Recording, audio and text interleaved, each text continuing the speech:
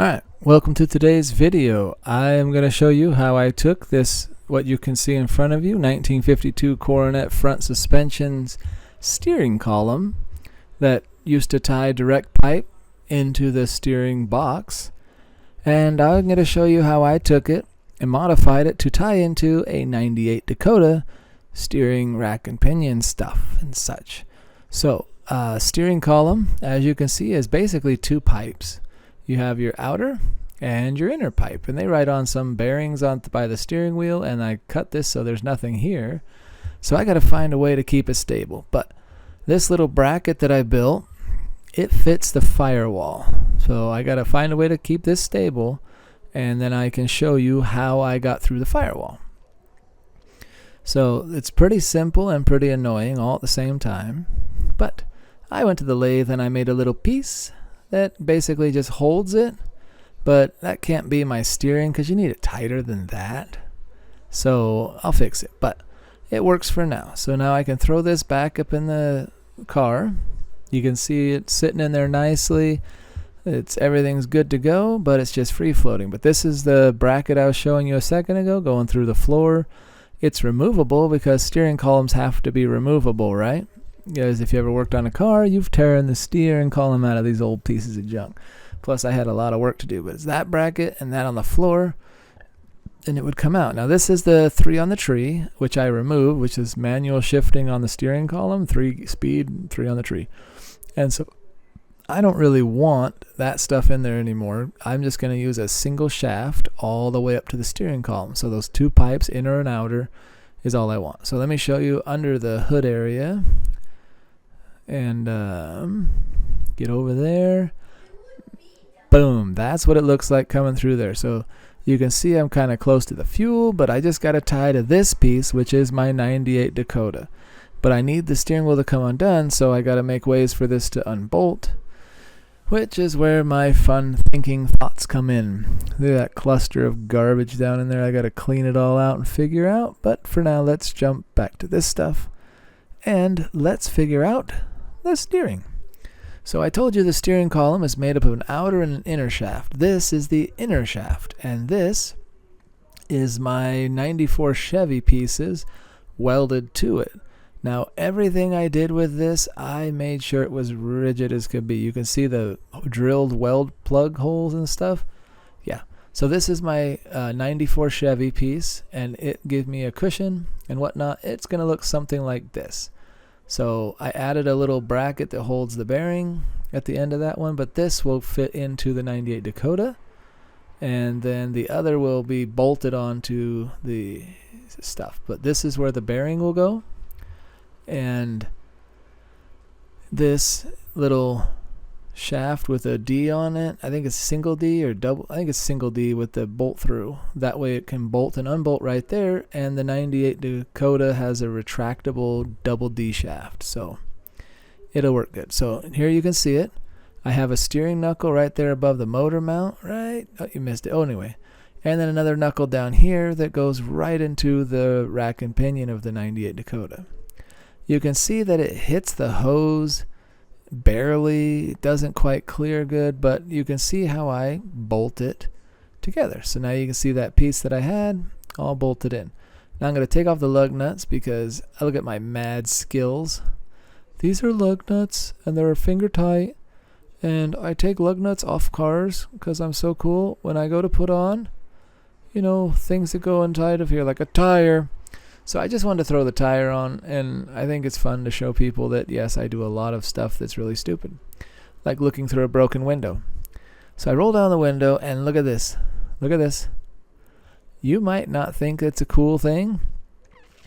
I am steering a 1952 Coronet with a 1980s, or 98 Dakota front clip. Which means, if I can control it from inside, it's a step closer to drivable. That's what makes people excited, like me. You got to see my driving video, so you know it didn't break yet. Yet is a crucial word. Well, the steering wheel comes back straight. Now, you can also see, maybe, I do not have the 3 on the tree anymore, but the steering column was loose inside that bracket. So I built another piece that fit around there and welded this little toe on here. You can see, because I didn't know how to make a new bracket, and I figured, why would I want to make a new bracket? Because the dash is formed to it. Everything's it's kind of a cluster to fix this. So I just said, what if I plug it, and then right here I can install a solenoid shutoff for the fuel pump. And so this whole column's nice and clean, and then right there's a little chrome handle, and that's how I turn on and off the car's fuel pump, the high pressure pump. So you pull it out, kills it. You push it in, fire it up. And so, you know, turn the key on, start it up, and turn it off, pull it out. Brrr.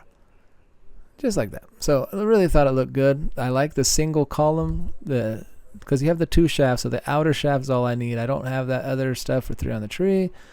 I love the solenoid idea. I played with it for a while, and I said, yes. Looks so much cleaner. I have those 2 holes. So I figure these 2 holes, the best way to hide it, aftermarket blinkers. You know, the little plastic chrome ones that'll just kind of clamp on like that, little hose clamp things, and set the blinkers right there. And guess what? No hole. So instead of fixing them, I'll just do that. And then the horn, I gotta have the horn come through the steering column, so I'm gonna run a new wire, come out at the top, put it in some little rubber bushings or grommets or whatever, and make the horn work. Honk honk. So now back to this stuff. So you can see I have my steering. This is the power steering pump. This is the timing side, and then the thing in between the pump and the timing is a vacuum.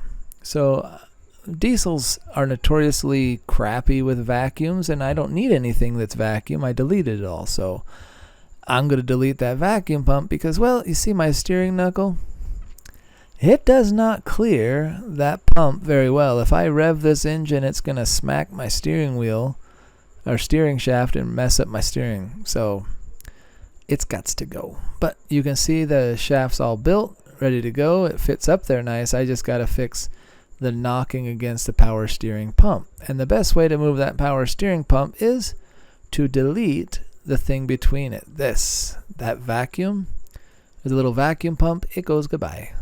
So I'm going to show you now how I deleted that vacuum kit. I forget what they call this kit, but man, it was so cool. So they told you to go buy a special power steering pump. I bought a 98 Dakota pump so that I knew it matched my rack and pinion. The kit came with the new gear for the power steering pump. It also came with a gasket and a bracket to mount it to so that you could set it up there. And then you put all this stuff together. They gave you the Loctite. And this is the second kit I bought from Adventure Vehicles. The other kit I bought was the AC High kit, which relocated the air conditioner. But this one shrinks up the power steering and deletes the vacuum pump because this blue ball over here, it doesn't care. We're not using it. So you can see it all put together. And voila, much shorter. See how much better this power steering clears? But wait. How do I fill it up? In case you care, I cannot open the power steering. This is my fuel linkage, a throttle linkage, and if you look, it won't go either. So not only can I not fill up the power steering pump with power steering fluid, I can't give the car any fuel. So I got to take this all back off and figure out how to fix this lid. I thought about cutting off the top, lowering it a 1/2 inch, but then I was like, well, the dipstick will be wrong and maybe I'll screw something up.